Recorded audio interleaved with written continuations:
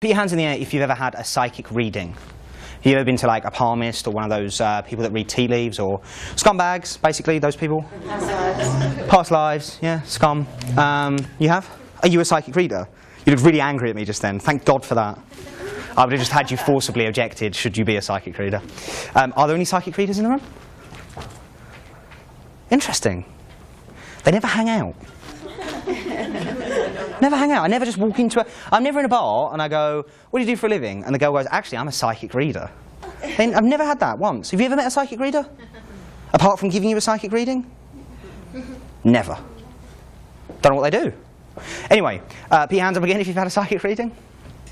Okay, good. And genuinely, I'm interested in your experience. How was your experience when you had a psychic reading? Was it accurate, general, interesting, boring? Interesting but general. Interesting but general. So like vague statements about vague things that may or may not happen. Okay, and so you've had a psychic reading, you said? Oh, you didn't raise your hand? Did you? How was yours? It was amazing. Oh, really? Yeah, it was great. It was great because what, like there were water slides, or what was it? What was great about it? Really accurate, scary accurate. Mm-hmm. Although it could have been general, and I was just really into it, Mm-hmm. I think that it was pretty accurate. Well, there's a set of techniques that psychic readers use, and I used the same set of techniques. Specifically in a situation like that, it's interesting that you would, logically unravel it as being the fact that you were into it. And there's this idea called cold reading, which essentially is, if I say to you certain statements in certain ways, you will find a way to make those statements fit your life. And it's a really insidious technique to be used to sort of take advantage of people's grief or vulnerability or time of change or something like that, which typically is the way that psychic readings are sought out.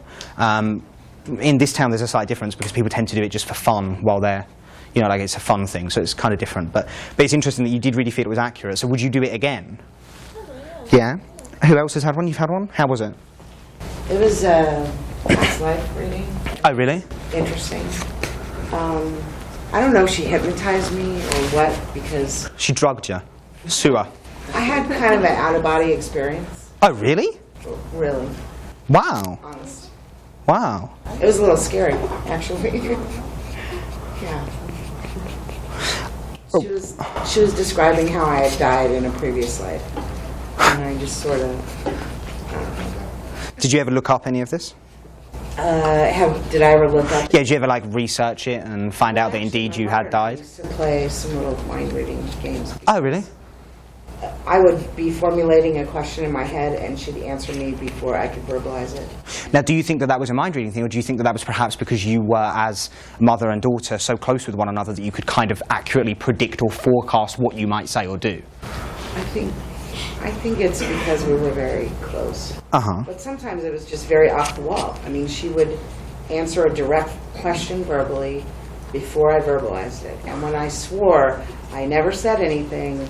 I mean, it took till a third party was there and Really? said, Well, it's certainly, never said anything. it's certainly very hard to discount moments like that in your life as being, just a coincidence. But I genuinely believe that the psychic readers, on the whole, are negative influences, and I think that they are the same as me, and they're using the same skills as me, and I can do all of their tricks, I can just do them better. Now, whether I choose to decide that I'm a psychic and tell you that I'm a psychic and talk to your dead grandmother and use that as a way for financial gain for me, or I choose to do it in an entertainment venue, is down to the individual. But for me, what I'm about to show you is showcasing those same techniques that psychic readers use, just in my own way rather than theirs. So I'm going to ask, I'd like to use you, if you don't mind, miss. I spoke to you earlier. You're comfortable still. Would you come on? So now what I have here, while I was chatting to you, it's interesting hearing these, these experiences, because they tend, and let's see if this fits in with you. Thank you so much for your help. I have a chair for you. Take a seat. All right. We'll see you right there. Let's see if these fit into your general experiences. Psychic readers on the whole tend to focus on one thing, and that's you, because you are interested in you. Obviously, you wouldn't be there unless there was something going on in your life. As well as that, they tend to target specific areas of your life to talk about. For example, travel is a very popular one. People are always interested in when they're going to leave work and travel abroad. So I'm guessing in your reading, she probably accurately gave out some idea about when you were going to go somewhere. That's a common one that comes up. Health, obviously, is a massive one. Specifically for middle-aged to older people that go for a reading, health is obviously playing on the mind of everyone anyway. But readers will target that because there's more chance that, you know, as we grow older, we will know somebody that has a serious ailment or even death. So I'm going to guess again that health was used in your readings. Education is one that gets used for younger people because they're often in a time of turmoil and trouble about, you know, which university they're going to go to, where they're going to go, are they going to do well, are they going to pass this test or that test. So that's very common. Sex is the one that, you know, counts for every single person that ever has a psychic reading. Always. Sex is always brought up. Career, common to talk about your work life. Ambitions, dreams, aspirations, hopes, and money. The number one cause of every single problem.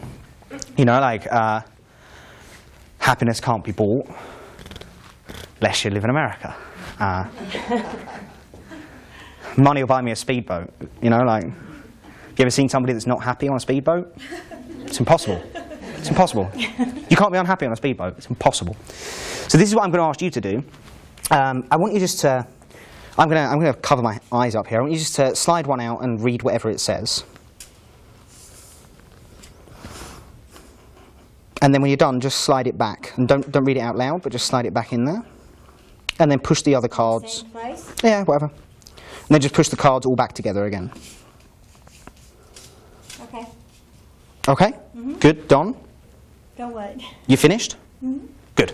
Okay, so right now, if I was a psychic reader, I would be trying to target one of these areas of your life that was interesting to you at this moment. I'm not a psychic reader, therefore I'm not going to parade your credit card numbers in front of a room full of people, talk about your sex life, your money, your ambitions. I'm not going to do that. So we're using this fake, artificial situation right here. So right now, let's imagine whichever card you picked is the thing in your life that's really bothering you and you need an answer to it. So just concentrate on that for me. And I'm not going to do the standard cold reading approach, which is being vague and not offering a specific answer. I'm just going to come straight out with what I think it is that you're thinking of.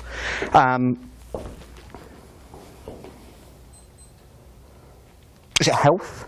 Yes? Good. Give her a round of applause. That was fantastic. You can stay up here. I'm going to grab one more person up here. You did great. Would you mind coming up again, miss? Thank you. You did great. That was really good. Thanks very much. No, stay here for the moment. Okay. One of the other interesting things about this, of course, is from my list of things here, sex, education, travel, so forth, I'd like you to go and stand just over here, because you're going to do exactly what I just did. And this is something that I really want to leave you with here. If you just take the letter from each one of these, travel, health, education, sex, career, ambition, money, THESCAM, the scam. Remember that in future. It will serve you well. So again, just reach in there, pull one out. Good. Now, miss, what I'm going to ask you to do, you look at it, but I don't want you to look at it. I want you to look at me while she does it. Okay. Very good. And now put your hand, like, sandwiched on top of it so nobody knows what it is. And you, come and stand over here. I want you to see the exact same thing as me. So right now, she's focusing on one of these cards, and it's your job to try and work out which one it is. So turn and look at her. Now, there's a whole bunch of different ones that she could be thinking of. It could be sex, career, ambition, money, any number of those. So in a second, not yet, run through this list: travel, health, education, sex, career, ambition, and money, and decide which one you think feels right to you. And just take your time, and when you've got one, just say what you think it is. Money. No? Try again. Sex. Okay. Okay, look at me. Look at me. Hold your hand out like this. Take a deep breath in. Go with this. It's not going to hurt you and it's not going to leave any long-lasting effects. But what's going to happen right now, you're going to enter into this with an open-minded spirit. And in a minute, when you look at her, this is going to help you. Take a deep breath in and just close your eyes and relax. And I'm going to count you up from 4. And what's happening now, I'm not changing you, I'm not hypnotizing you, I'm just putting you into an altered state for a second. Because that's going to allow you to really become open to this. And I guarantee that it will work if you enter into it with an open mind. I'm going to count back from 4. As I do, just reorientate yourself back to the room. That's 4, that's 3, that's 2, that's 1. Come up, back up with us. Look at her. Now remember, in a second it's going to feel right on one of those. So it could be sex, career, ambition, money, and all of the others. Just take a couple of seconds now. I swear if you just follow your instincts, it will be right. Ambition? Yes. Give her a big round of applause. That was fantastic. Well done. Well done, you're a star. Take a seat. Very good. I'm going to try one last thing with you. Well done, that was great. Now, you know that what I do is not based on being psychic. You know that what I do is based on a combination of multiple levels. So right now we're going to try one thing that you'll never see any psychic doing, and that's being specific. If any psychic was specific, they wouldn't be a psychic. They would be winning the lottery every week. They would be playing in Las Vegas every night. They would be predicting the stocks every day. That's what they'd do if they were specific. I can't do that, but I can do this. So again, from all of these different options, I'm going to ask you to reach in and pull one out. Take it out. Okay. And look at it. Now, you've got the choice right now to stick with that one or change it. Because at this point, I am going to start to ask you specific details about your actual life. So if you want to switch it, because you don't want to talk about that, then that's fine. Do you want to keep that one? No. OK, that's fine. We won't look. No, that's cool. That's great. We'll put it back in. It doesn't matter. That's all right. So reach in there and pull one out. Okay. Take a look at it. Okay. Yeah, you good with that one? Perfect.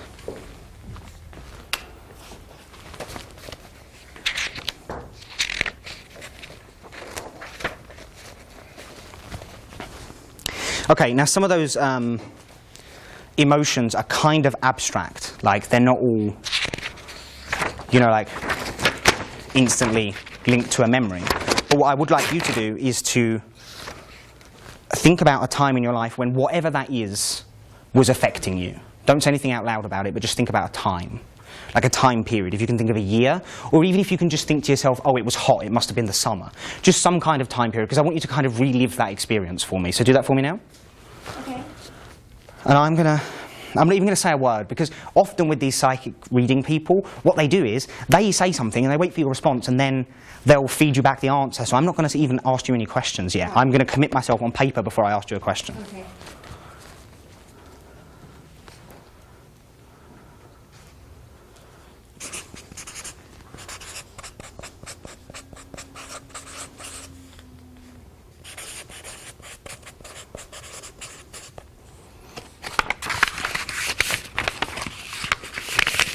Okay. I've committed myself, I'm going to come back to it at the end, but I think this is the time period that we're dealing with. Tell everybody when the time period was. February. February. Okay, perfect. Now, is there somebody that you connect to this memory? Is there a person? Concentrate on that person for me. Don't say anything out loud again, but just concentrate on that person. I don't normally hit names spot on, but hopefully I'll get somewhere near.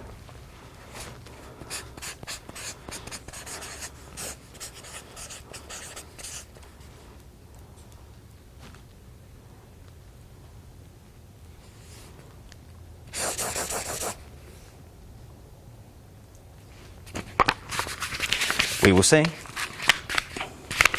And last but not least, I'm going to ask you to concentrate on the actual emotion that you're feeling. What was the person's name, by the way? I didn't say. You want me to tell you? Yeah, tell everyone, because we're going to look at the end. Curtis. Curtis, okay. Yeah, I said I'm not always spot on with names, and I wasn't. Now just concentrate on the actual emotion itself.